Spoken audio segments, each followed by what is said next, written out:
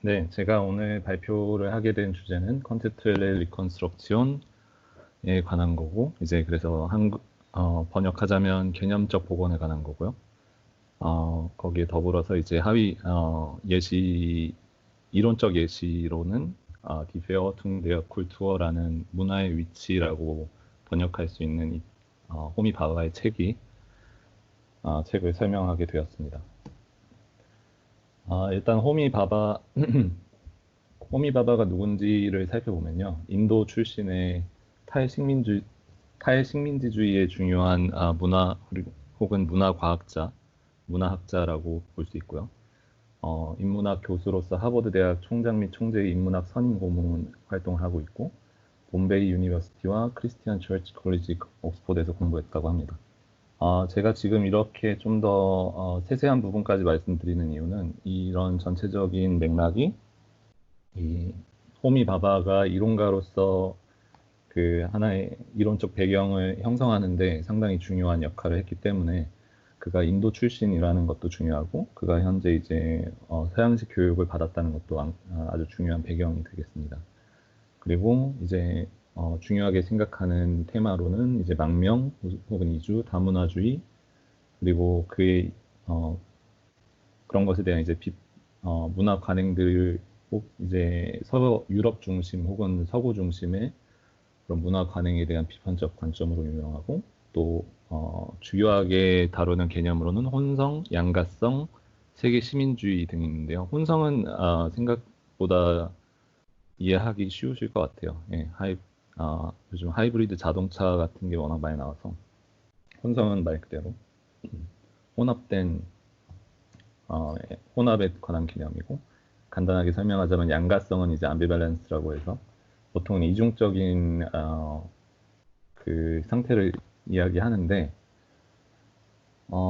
양가성이라는 표현을 조금 더 설명을 하자면 식민주의와 좀 더 연계를 시켜서 설명을 해보겠습니다. 그래서 식민주의에 대한 비판의 가장 예리한 논점 중 하나로 곧 주체를 식민화된 자와 식민 지배자 간의 중간 입지에 위치시키는 포함과 동시에 배제의 양가적 과정을 통해 식민 주체를 구축하는 방식이라고 하는데 물론 지금 다들 이 말을 이해하기는 어려우실 것 같아요.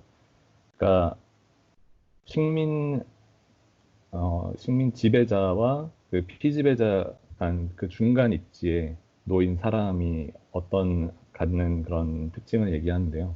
어, 인도가 이제 영국의 식민지였기 때문에 이제 지금 호미 바바는 이제 영국에서 또 교육을 받고 어떻게 보면 고등 교육을 받았지만 그 중간자의 입장에 위치하게 됨으로써 그런 양가성의 개념을 잘 설명할 수 있습니다. 그리고 뭐 세계 시민주의는 그냥 We are the world의 그런 느낌이라고 간단하게 일단 설명을 할 수 있고요. 그래서 제3 공간 이론이 이제 앞으로 제가 설명을 하게 될 건데 이게 아주 중요한 이론입니다. 그리고 지금 제가 이제 설명드릴 The Location of Culture 혹은 뭐 Die Verortung der Kultur가 이제 가장 주요한 가장 대표적인 서적이 될 수 있겠습니다. 네, 그래서 이제 문화의 위치, 이 책에 대한 간략한 개요를 말씀드리면 탈식민주의는 새로운 시대도 과거의 잔재도 아닌 현대 문화 협상 타협의 효과적인 연속성이라는 표현으로 나오는데요. 이것도 지금 바로 들어서는 이해가 되지 않으실 거고, 저도 이거는 적당한 의역을 찾지 못했는데 일단 더 이제 다음 설명을 하면서 이해를 해 가보도록 하겠습니다. 그래서 제가 방금 말씀드렸던 제3의 공간과 혼성의 개념이 나오고 그게 문화 내부와 그리고 문화 간의 관계에 대해서 이게 이제 고정된 하나의 불변의 법칙이 아니라 역동적인 모델을 분석하는 데 핵심적인 요소고요. 제가 이제 탈식민주의에 대해서 간단하게 또 설명을 드려야 될 것 같은데 탈식민주의가 또 바바의 그 논의에서 상당히 핵심적인 배경이 되기 때문에 그 슈툼의 책에서는 언급하고 있지 않지만 간단하게 설명을 드리겠습니다. 그래서 핵심적으로 짧게 하면 이제 1970년대 미국에서 시작된 탈식민주의 연구는 과거 식민주의 대상이었던 국가들의 식민 통치 기간의 자체적 역사 서술과 관련한 여러 가지 문제점을 지적한다. 대표적으로 식민 통치 세력이었던 유럽이 역사 기술에 있어서 보편성과 지배성 등의 기득권을 갖고 있다는 점, 그래서 식민 대상이었던 국가들은 역사 인식과 역사 서술에 관련하여 정체성 문제와 종속적 인식의 문제 등이 갈등이 존재하게 되는 그런 배경이 있습니다. 그래서 이제 탈식민주의라는 것은 이제 영어로 보면 이제 포스트 콜로니알리스무스라고 볼 수 있고, 이제 통치 세력이었던 그 유럽 세력과 그들이 역사를 기록함에 있어서 이제 그 피지배 계층이었던 뭐 아시아나 다른 이제 기타 다른 유색 인종의 국가들이 겪는 그런 그 식민주의 이후에 그 상황을 설명하는 이론입니다. 네, 그래서 이제 간단하게 일단 그 제3의 공간 이론을 먼저 보시고 그 이후에 다시 이 개념으로 돌아올 텐데요. 왜냐하면 이 개념을 바로 설명하기에는 그 배경이 되는 내용이 쉽지 않기 때문에 이걸 이제 간단하게 개요를 설명하고 다시 돌아오는 방식으로 설명을 드리겠습니다. 그래서 이게 이제 공간이라고 표현됐지만 비물리적인 가상의 공간이고, 이제 문화 차이가 있는 그런 어떤 문화 간의 그 접점이라고 생각할 수도 있고, 혹은 그 문화 간의 그 어떤 간극을 메꿔주는 하나의 그 접점에 관한 내용인데요. 이제 간단하게 설명하면 정체성과 차이의 긴장 관계에서 경험의 영역, 그것은 계층을 극복하고 혼성화와 장소의 가능성을 목표로 하여 차이를 협상하는 장소이다. 이런 식으로 설명을 하고 있습니다. 네, 여전히 매우 어려운 내용인 것 같고, 그러니까 정체성과 차이라는 개념은 이제 그 문화 간의 차이, 문화 간의 정체성, 그게 이제 그 긴장 관계가 항상 있는데, 그것이 이제 그 어떤 믹스처가 그러니까 뭔가 만나고 혼성화되는 하이브리드 되는 그 장소와 가능성을 목표로 하여 협상하는 장소이다. 뭐 이런 내용입니다. 그래서 일종의 협상의 공간이기도 하고, 이제 이것을 위해서 저희는 이제 문화 번역이라는 개념을 들여다봐야 되는데, 그에 앞서 번역이라는 주제로 일단 접근을 하게 됩니다. 그래서 이제 번역, 위버제충, 저희가 아는 그 번역의 개념인데, 이제 전통적으로 이제 번역은 원본이라는 오리지널 텍스트라는 원본이 있고 다른 언어로의 2차적 해석이 생기게 되죠. 그래서 이 위계 질서가 생각보다 뚜렷합니다. 그래서 원본에서 2차적 해석으로 지금 말씀드리는 번역의 개념은 좀 더 언어적 번역이라고 생각하시면 되고, 그에 있어서 이제 발터 벤야민이라는 그 이론가의 견해를 그러니까 언어적 번역, 그게 그런 그의 그 이론을 이 문화 번역에 앞서서 하나의 되게 중요한 테마로 가져오게 됐는데, 호미 바바 역시 발터 벤야민 이런 언어적 번역의 견해를 나중에 차용하게 되는 그런 상황이기 때문에, 그래서 이 발터 벤야민의 번역가의 과제라는 이 이론을, 그러니까 이 책에 나온 이론을 먼저 알아보는 게 상당히 중요합니다. 그래서 세 가지로 크게 요약이 될 수 있는데, 언어는 항상 역사적 발전 과정에 놓여 있다.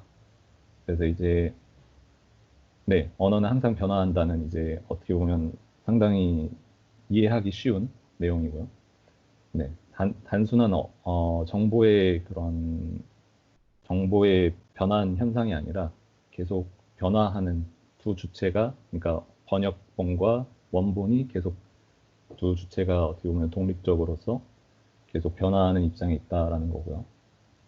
그래서 이제 시공간의 그 종속적인 요소가 되고, 결코 총체적일 수 없다라는 말은 이제 그냥 마무리될 수 없다는 표현이라고 이해하시면 될 것 같습니다. 그러니까 이거는 시대가 지나고 그 또 다른 어떤 문화권이나 어떤 공간에서 번역하느냐에 따라서 또 다른 내용이 될 수 있기 때문에 항상 잠정적이다. 그러니까 그 시대에 아주 매우 종속적이다라고 보시면 되고, 여기서 이제 가장 중요한 거는 원본의 그 본질성, 그러니까 위계에서 이게 당연히 이제 번역본은 원본이 있어야만 나오지만 그럼에도 불구하고 원본에 대한 그 위계적인 어, 위아래, 그러니까 톱다운의 이 상하 관계를에 대한 의문을 제기하는 되게 중요한 내용이고요.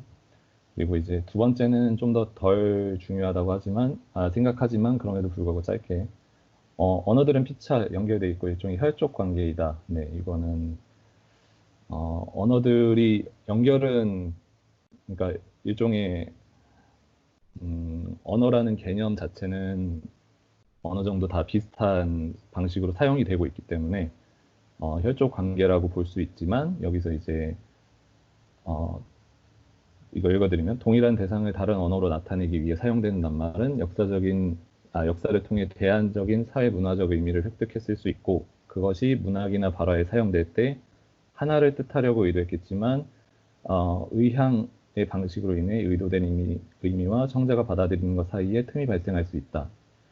이게 그러니까 문화적 관습에 의해서 그 받아들이는 혹은 문화적 배경에 의해서 받아들이는 그런 내용이 다를 수 있다는 거고 가장 간단한 예로는 저희가 이제 독일에서는 빵을 브롯이라고 하고 근데 이제 그런 빵이라고 말했을 때 어두운 색의 빵을 떠올리는 사람이 많고 프랑스에서는 이제 빵이라고 하면 네, 흰색 바게트류일 가능성이 높다. 그러니까 뭐 일본에서 언급했듯이 시공간의 종속적인 존재라는 것 그리고 의향의 방식이라는 것을 이게 이제 가장 중요한 표현입니다. 그래서 다들 어떤 문화적 배경을 가지고 있는지에 대해 있어서 다르게 해석될 수 있다. 그리고 마지막으로 세 번째도 매우 중요한데요. 번역물은 원본으로부터 독립된 존재이거나 혹은 일단 생성되고 나면 독립된 존재로 바뀐다라고 이제 여기 나옵니다. 그래서 단순히 원본과의 유사성을 가진 복사본이 아니라 하나의 독립적인 존재로 바라보게 되는 건데요. 네, 이것에 대해서 이제 발터 벤야민은 이렇게 표현을 합니다. 하나의 탄젠트선이 하나의 곡선을 가볍게 그리고 단 한 점에서 건드리는 것과 같이 법칙을 정해서 그에 따라 무한히 이르는 직선의 길을 연속하도록 만드는 그 점이 아니라 그 접촉으로서 하나의 번역은 원본을 가볍게 그리고 무한하게 작은 점에서 접촉함으로써 거기서 언어의 흐름의 자유 안에서 박진성의 법칙들에 따라 그 자체의 독자적인 길을 추구한다. 네, 아주 비유적인 표현이기 때문에 이거는 저도 이제 정확하게 어떤 의미다라고 설명을 드리기보다는 지금 여기서 전체적으로 보여지는 의미는 원본을 가볍게 그리고 무한하게 작은 점에서 이런 표현들인데요. 이게 그러니까 지금 뭔가 이 표현에서 제가 보는 것은 원본이라는 게 번역본을 그러니까 이렇게 집어삼킨 모양이 아니라 그 두 개의 독립적인 요소가 서로를 계속 이렇게 부딪히는, 그러니까 서로를 계속 서로에게 자극을 주는 그런 존재로 보게 되고, 그래서 그 자체의 독자적인 길을 추구한다는 이제 발터 벤야민의 말은 두 존재는 독립적이라는 걸 표현하는 것 같습니다. 그리고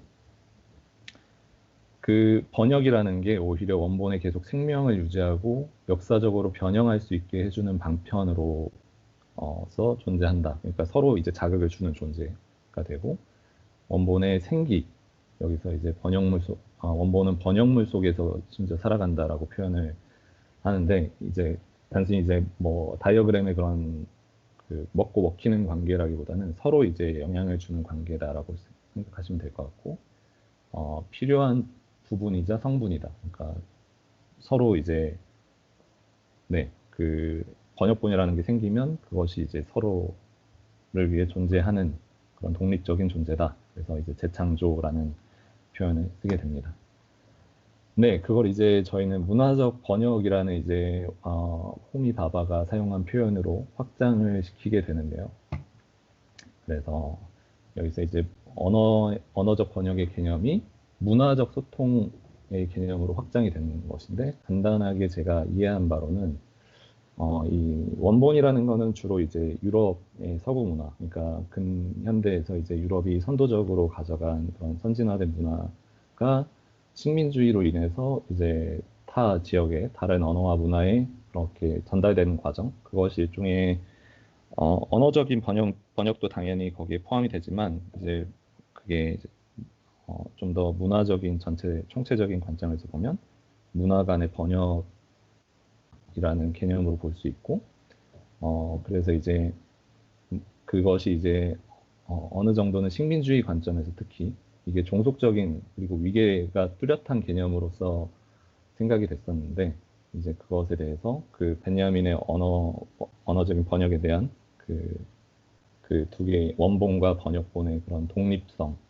혹은 그런 비종속성, 그리고 계속 역동적으로 변화하는, 그러니까 영속적이지 않은, 고정되지 않은 그 상황을 이 문화적 번역이라는 의미로 차용하게 됩니다.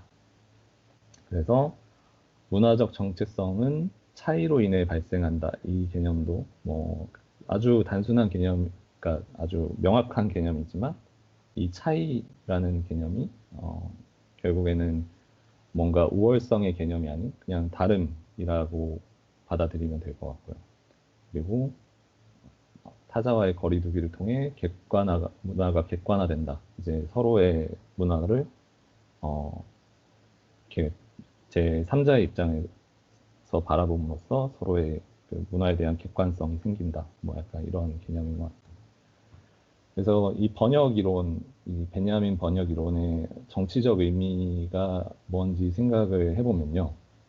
뭐 그걸 이제 좀 더 확장해서 문화적 번역, 바바의 문화적 번역의 그 정치적 의미는 이 문화 불평등, 지배국가와 피지배국가, 그러니까 식민국가와 피식민국가의 상황에서 문화 의사소통의 역학을 탐색하는 데 매우 중요하고, 그것이 이제 하나의 재창조, 아까 말했듯이 번역본은 하나의 재창조다라는 그 접근 방식과, 그리고 이거는 이제 전도가 이제 위계 질서가 바뀐다. 그러니까 굳이 말하자면 이게 뒤집어진다는 표현인데, 그 전도를 어떻게 보면 뭐 그냥 위계 질서의 변화 정도로 해석하면 될 것 같고, 그래서 이제 식민주의 그리고 현재 지배 체계를 비판하는 데 사용이 되고요.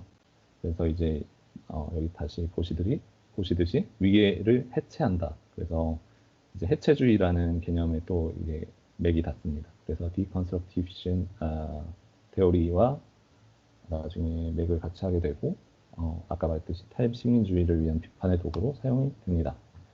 그래서 다시 이제 제 3의 공간으로 돌아오게 되는데요.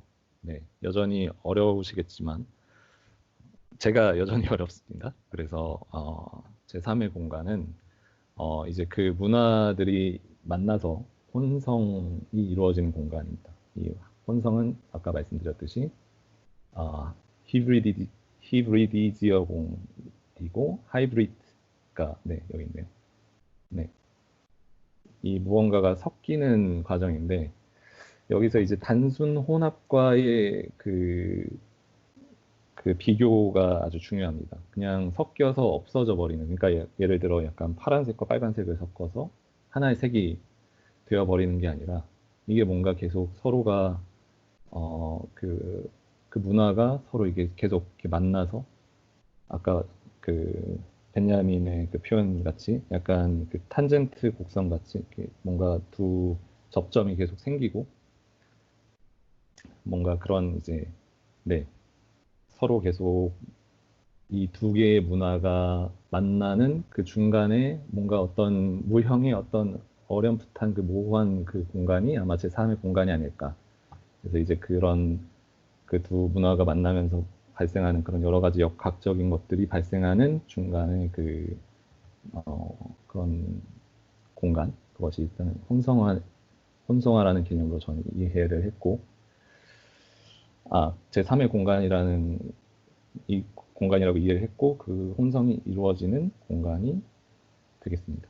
그래서 이제 식민주의적 관점으로 좀 더 살펴보면 문화적 권위, 그러니까 일종의 식민 주체자는 다른 문화로 직접 전이가 될 수 없는데, 이 1번, 2번은 제가 이제 생각을 한 건데 문화적 배경이 다르기 때문에 당연히 그게 그러니까 식민 주체들이 원하는 대로 이렇게 A to B로 바로 전이가 되지 못했고, 그리고 이 번역 불가능성이라는 말이 나오는데, 이거는 제가 가진 이제 다른 호미 바바의 책에서 이런 표현이 나와요. 그래서 어떻게 보면 문화적으로 이해할 수 없는 부분이 있는 거죠. 그래서 이런 건 번역이 불가능한 건데 그런 거를 이제 이 간극이 생기고 그 간극을 이제 제 3의 공간에서 이제 뭔가 어, 일종의 혼성화 작업이 이루어지게 되는 뭐 그런 것을 의미합니다.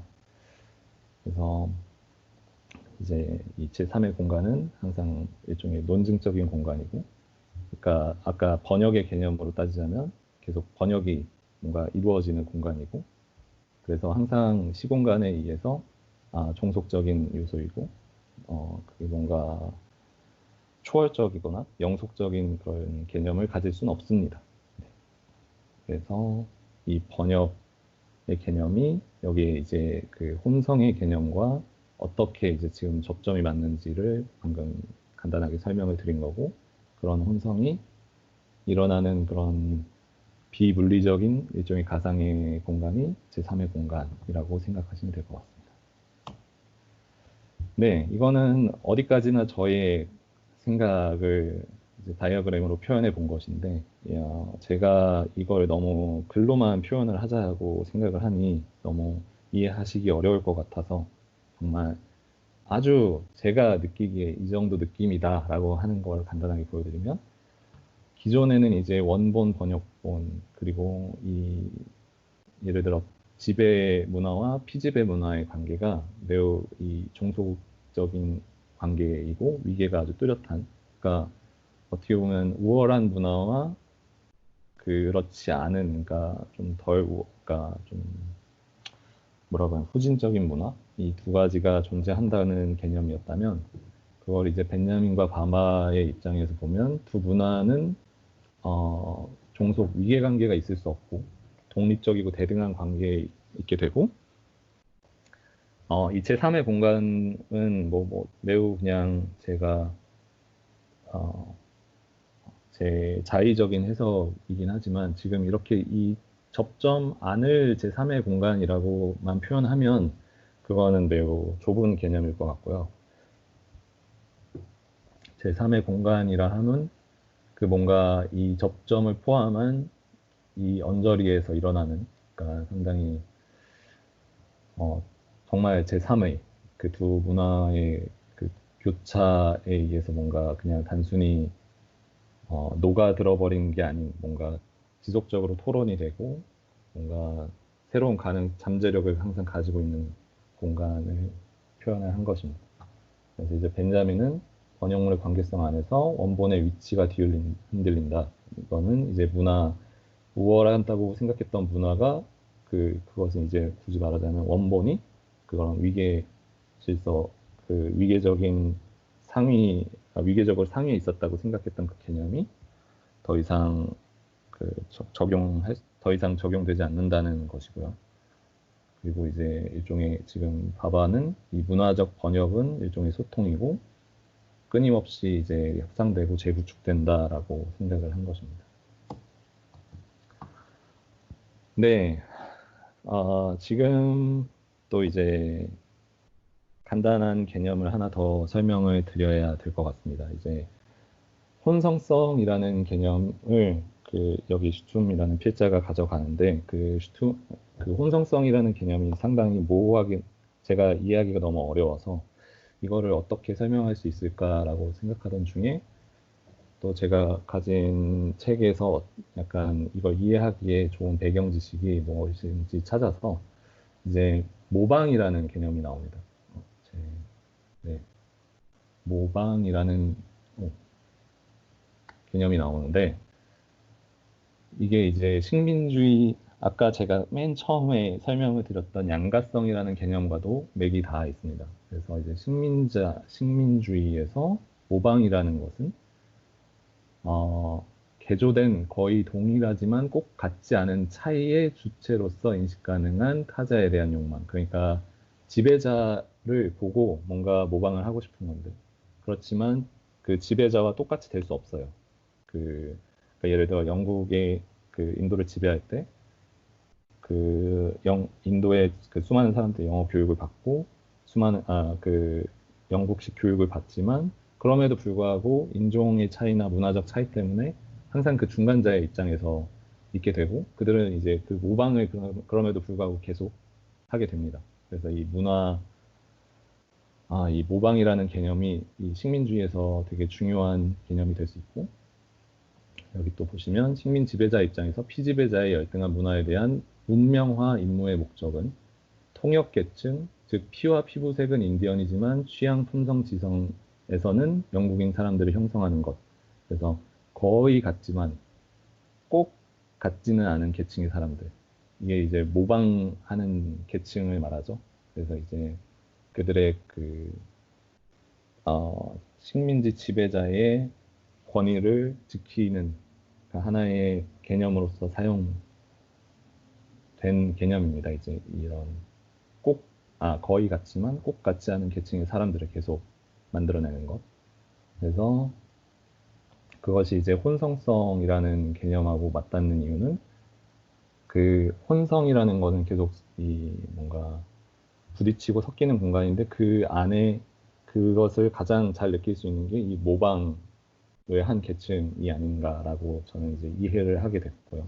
그래서 그 모방이라는 거는 문명화 임무의 목적을 가진 그러니까 한 이제 피지배 민족이 지배하는 계층을 일종의 하나의 새로운 인격으로 받아들이는 것이고 그것을 혼성성으로 확장을 시키면 비대칭적이고 모순적인 과정의 문화적 산물.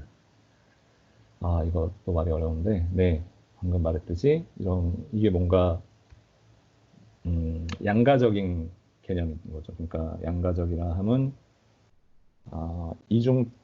항상 그 이중적인 인격을 가지게 되는 그런 중간에서의 뭔가 하이브리드된 사람들, 그 사람들이 가지는 그런 그 중간적인 아이디어를 저는 혼성성이라고 이해를 했습니다.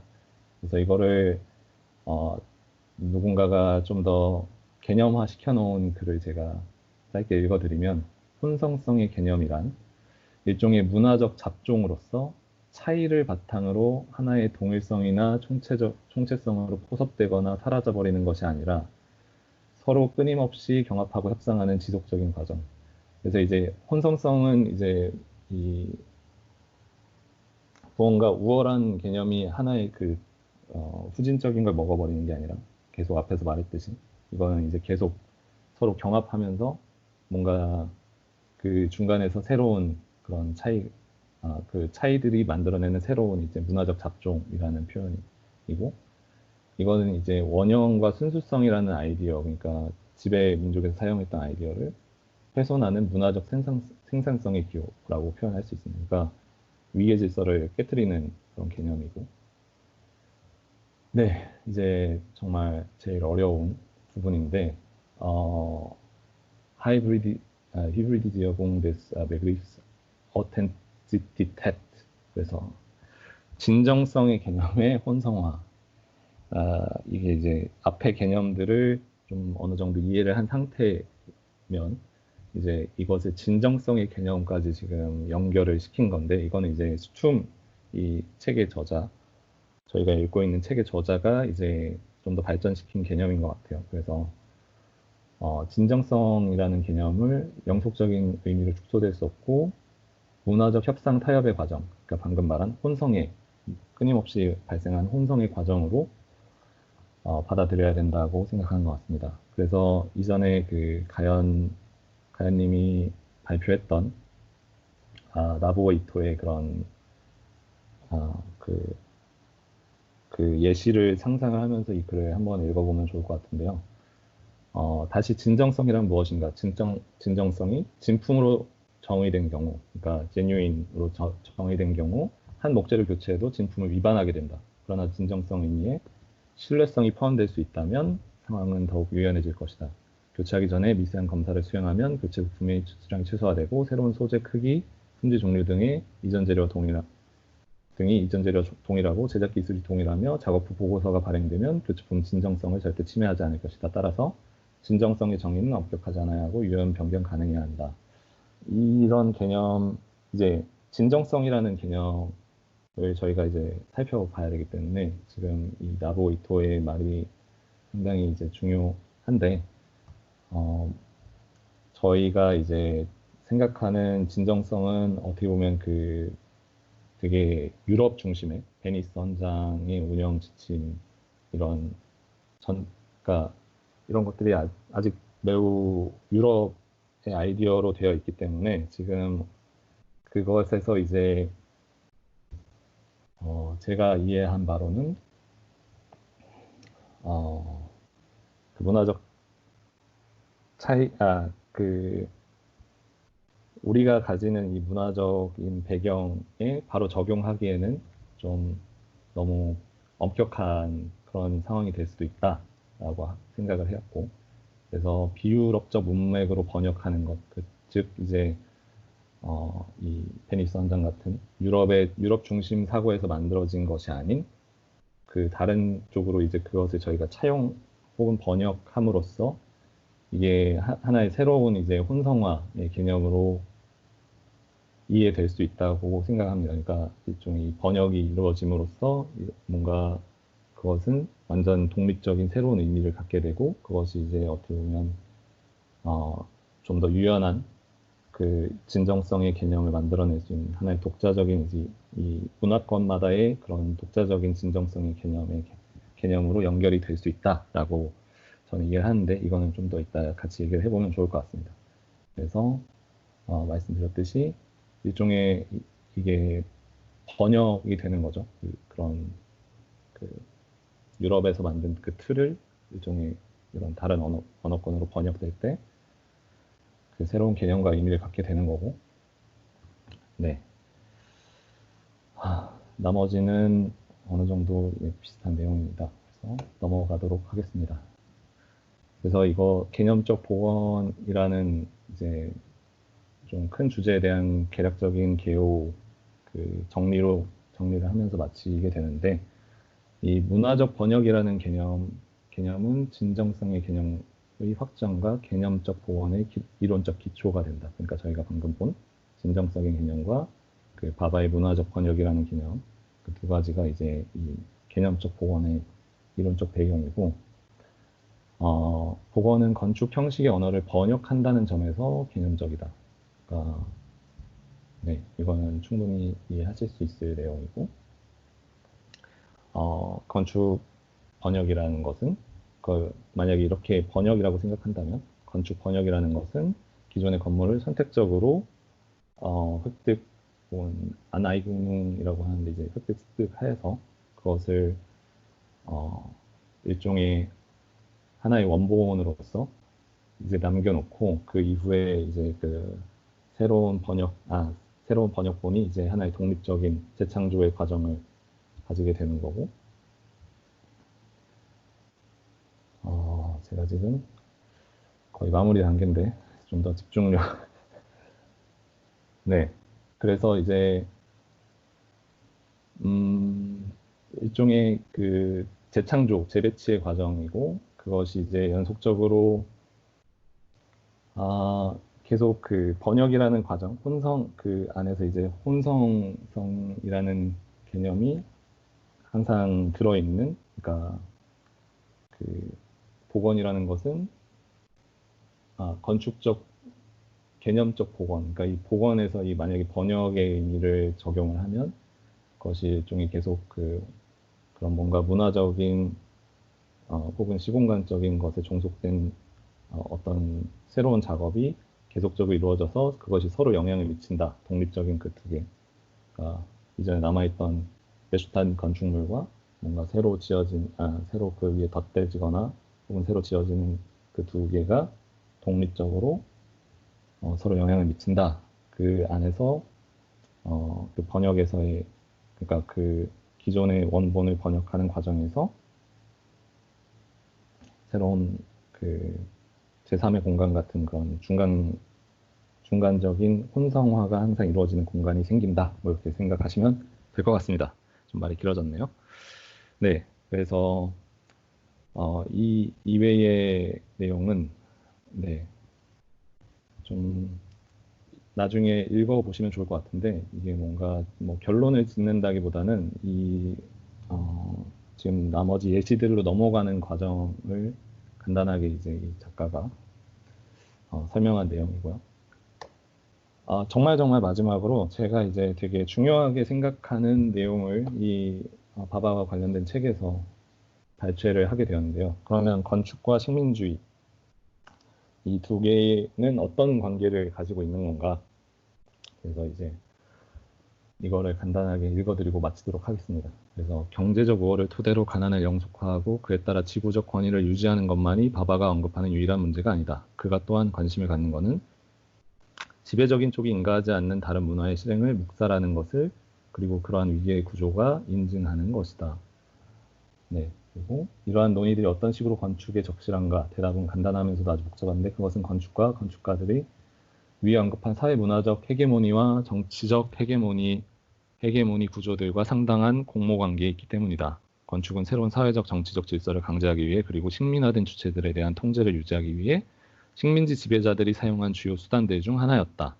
이러한 논의가 왜 건축과 관련이 있는지 그리고 왜 건축가들이 식민주의와 여타 지배 담론들과 상당한 공모관계에 있는지에 대한 다른 이유는 건축 역사가 기록되는 방식 때문이다.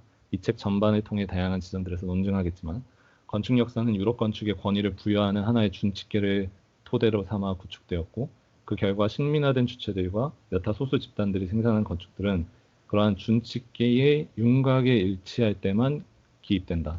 그래서 극히 최근까지 오늘날까지 건축 역사책들은 비서구권 건물들을 그것들이 서구의 건물들과 흡사하게 보일 때 혹은 몇 개만 거론하자면 인도의 도슈가, 말레이시아의 켄양, 혹은 브라질리아의 니마이어가 디자인한 건물들처럼 서구 건물들을 비교될 수 있는 특징을 지닐 때 보여줄 뿐이다. 그들의 작업이 유럽의 규범의 관계성 안에서 상당한 정도의 세련성을 달성했기 때문에 그리고 그의 발전이 인도의 조건들과 맞게 기작시킨 현대 건축의 전형을 보여주기 때문에 칭송된다.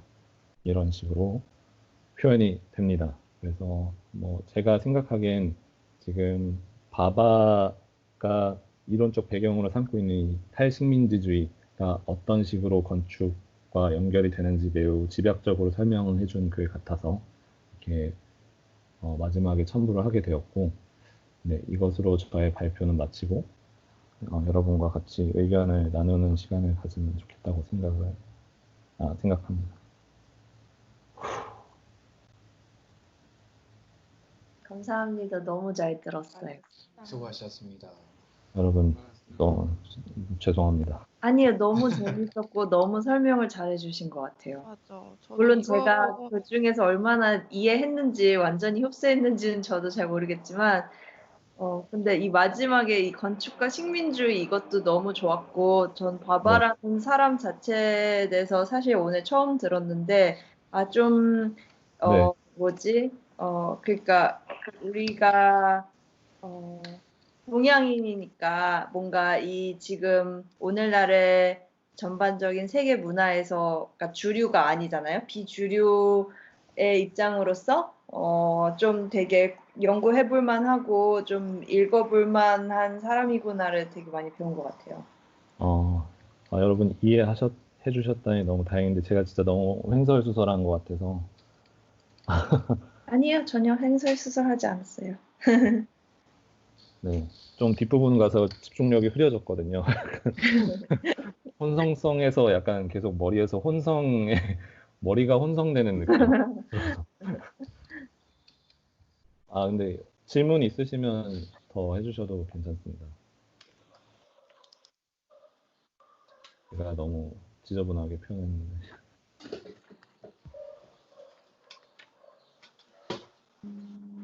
네, 좀 전체적으로 표현하자면 이제 위계 질서에 대한 그냥 그런 의문 제기 그리고 이제 그럼으로써 이제 그 식민지 사회에서 이루어졌던 그 우월한 문명이 그 저열한 문명을 가르친다는 그 개념을 얻기 위해서 이제 여러 가지 이론적 배경을 마련한 거라고 저는 생각을 했습니다. 그러니까 그런 식민지주의에 대한 비판을 위해서 여러 가지 이론적 배경을 준비했고, 호미 바바라는 사람이 그걸 설명하기에 되게 적합한 사람인 게 딱 그 중간자적 위치에 위치한 사람이기 때문에 더 그렇다고 생각.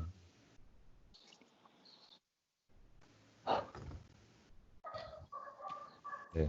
아까 그 문화 A, 문화 B 이렇게 나와서 그 다이어그램처럼 만든 거 있잖아요. 거기서 문화 A가 그 지배 계층을 말하는 거고, 예를 들어서 문화 B가 이제 피지배 문화를 말하는 건가요? 여기 아, 그것도 그쵸. 그렇고 굳이 홈페이지도 말하자면, 그렇고. 네. 굳이 말하자면 그런 식으로 제가 이제 묘사를 한 겁니다. 근데 이제 그것은 그 지배자의 입장에서, 철저하게 지배자의 입장에서 본 개념이기 때문에 이제 문화의 우월성에 대해서 좀 더 이제 굳이 말하자면 그것은 차이일 뿐 우월의 관계가 아니다. 이렇게. 네.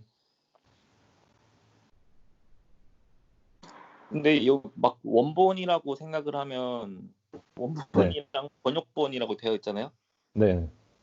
근데 이렇게 단어 자체를 들으면 딱 그런 것 같아요. 약간 저는 그렇게 되게 우월하고, 약간 번역본은 약간 뭐라 해야 되지? 원본보다는 떨어지는. 그렇죠. 그게 어떻게 보면 그렇기 때문에 사실 굳이 말하자면 이제 서구 문명이 선도적으로 이 근대 문명을 먼저 이끌어 나갔잖아요. 그렇기 때문에 그들은 자신의 문화와 문명을 원본이라고 생각을 하는 거죠.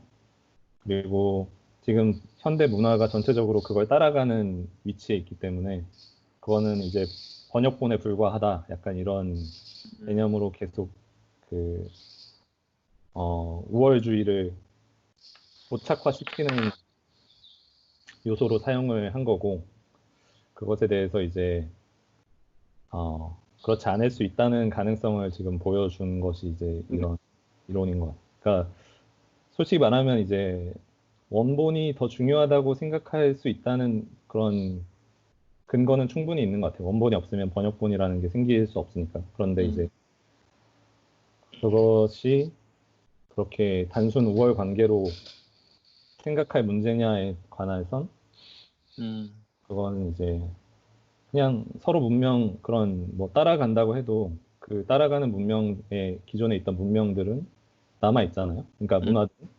그래서 그 문화들이 그냥 너네가 좀 더 뭐 먼저 만들었다고 하는 것들을 그냥 차용해서 쓸 뿐, 너네 문화가 우리보다 우월해서 그런 게 아니라 그냥 우리는 우리 문화의 바탕으로 너네 문명의 것들을 뭐 여러 가지 치열한 그 차이에 대한 그런 고민을 통해서 받아들이고 필요 없으면 또 버리고, 약간 이런 그런 개념으로 접근을 하면 될 것 같아요.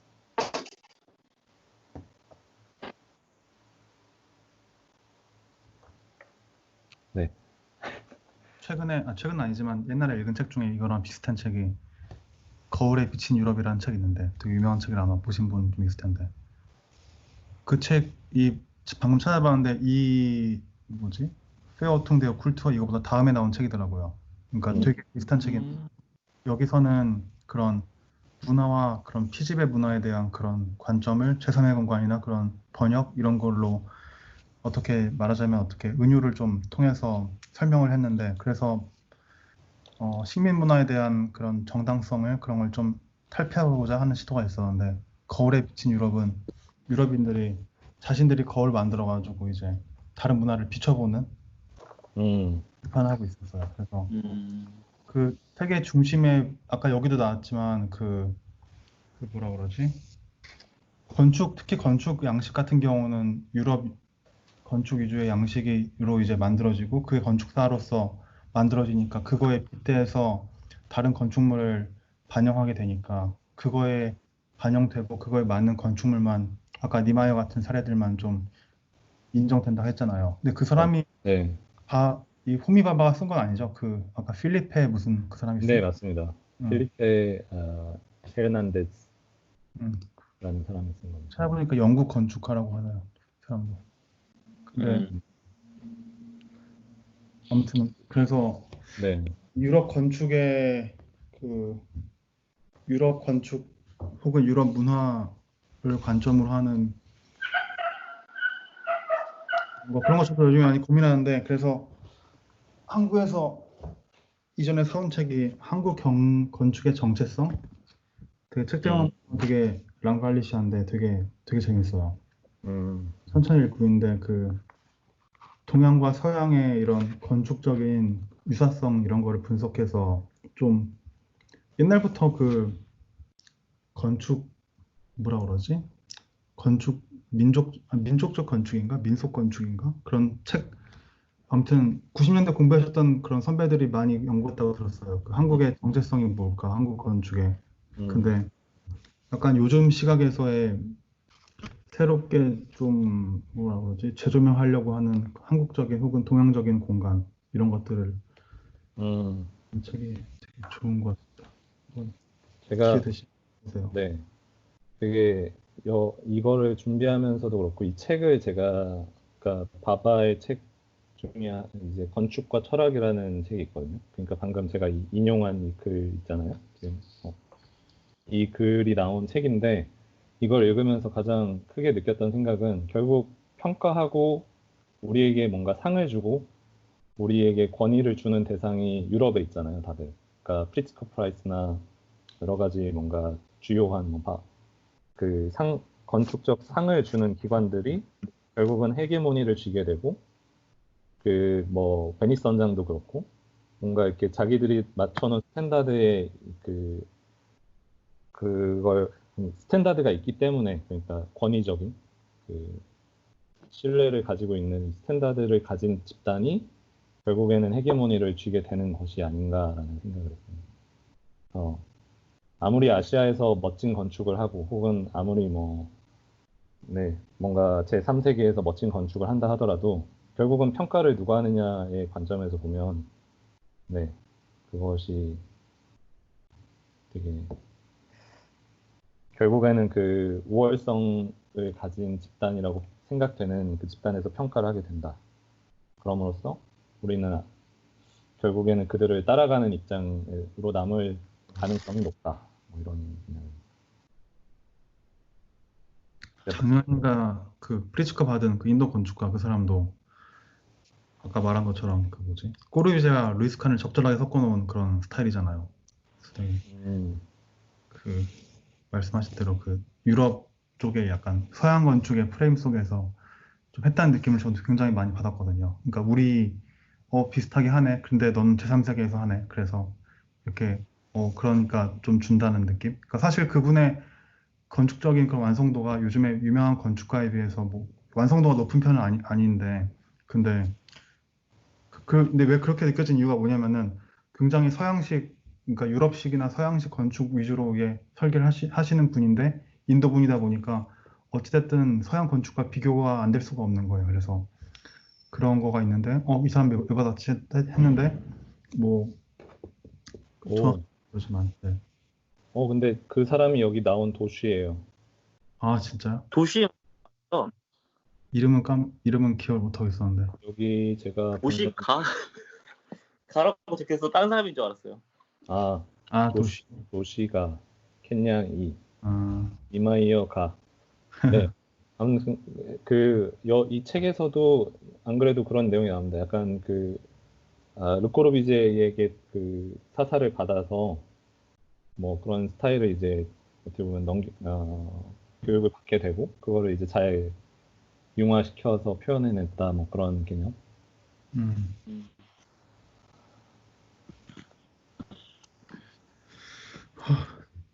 네, 그래서 이거 간단하게 마지막으로 한마디만 더 하자면 이게 사실 저희가 지금 유럽에서 공부를 하고 있잖아요.